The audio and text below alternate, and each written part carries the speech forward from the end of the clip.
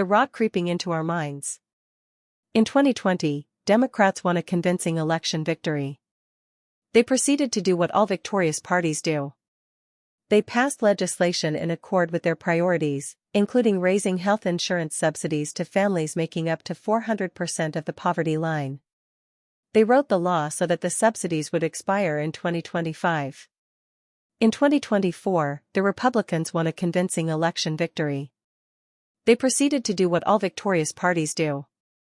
They passed legislation in accord with their priorities, including letting the Democrats' insurance subsidies expire as planned. If the Democrats were a normal party that believed in democratic principles, they would have planned to go to the voters in the next elections and said, "These Republican policies are terrible. You should vote for us." But of course that's not what the Democrats decided to do. Instead, they shut down the government. Why did they do that? Because we don't live in a healthy democracy. We live in a country in which the norms, beliefs, and practices that hold up a democracy are dying even in the minds of many of the people who profess to oppose Donald Trump. Daniel Patrick Moynihan once wrote an essay called "Defining Deviancy Down." His core point was that when the amount of deviant behavior rises, people begin to redefine deviant behavior as normal. This is a column about that. In a functioning democracy, a politician's first instinct is to go to the voters and let the voters decide. In a diseased democracy, a politician's first instinct is to amass power by any means necessary. In a healthy democracy, politicians abide by a series of formal and informal restraints because those restraints are good for the nation as a whole. In a diseased democracy like ours, all the decent rules and arrangements are destroyed. Anything goes. Trump is destroying democratic norms. Democrats have decided to follow him into the basement.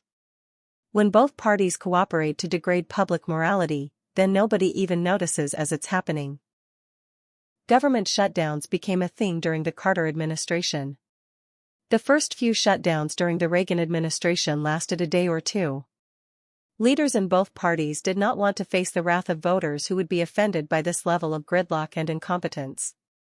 Now we're in our 20th shutdown, depending on how you count them, and nobody cares. Neither political party is paying much of a price because the public has been rendered utterly cynical about government. Nothing is shocking anymore because there are no moral norms left standing. Let me try to illustrate how deeply this cynicism has penetrated the American mind. When Democrats did decide to shut down the government, they could have done it to protest Trump's historically unprecedented assault on democracy. But instead, the Democrats decided to organize their messaging around the expiring health insurance subsidies. Why did they do that?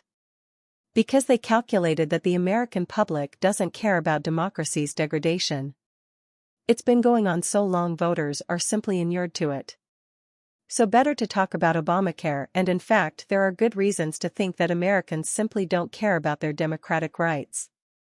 For example, several states are redrawing congressional district maps to come as close as possible to eliminating competitive races. If you live in Texas or California, then you probably will not have to vote in November 2026. The district maps will have been redrawn in a way that makes House elections largely predetermined. By then you will probably have been effectively disenfranchised. You might think that proud Texans and Californians would be outraged, or that the ruling parties in those states would be destroyed for doing this. Didn't our ancestors at Valley Forge and on the beaches of Normandy die to preserve our democracy? But do you hear an outcry? No. It's just crickets. People are used to the idea that the game is already rigged. So what is there left to get upset about so long as your party is ruthless enough to do the rigging? I don't think I appreciated how much a democracy depends upon regular people standing up to defend their rights and their powers against the elites who try to usurp them. These days people are happy to give up their rights and power if they can find some strong man or strong woman willing to take it. This is a much larger part of human nature than I thought. Democracy is about persuasion. Our Constitution is a vast machine that is supposed to increase the amount of deliberation, conversation, and persuasion in society.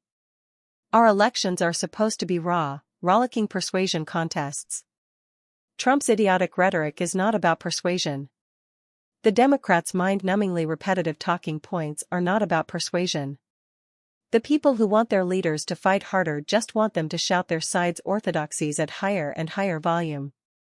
They just want their leaders to ramp up the bellicosity of their rhetoric so that the extremists on their side feel good. What defines extremists these days? It's not that they hold ideological extreme positions. It is that they treat politics as if it were war. They use the language, mental habits, and practices of warfare.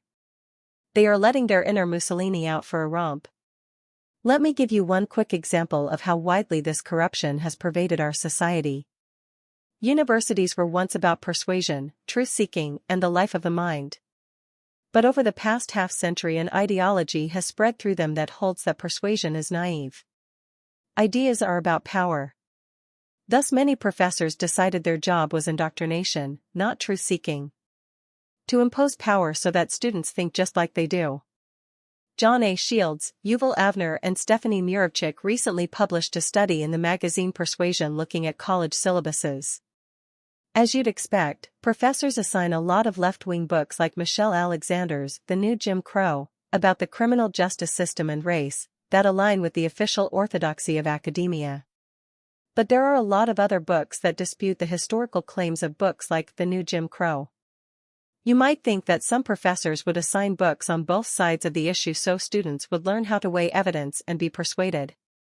But the researchers estimated that less than 10% of professors assigning Alexander's book actually teach the controversy surrounding it.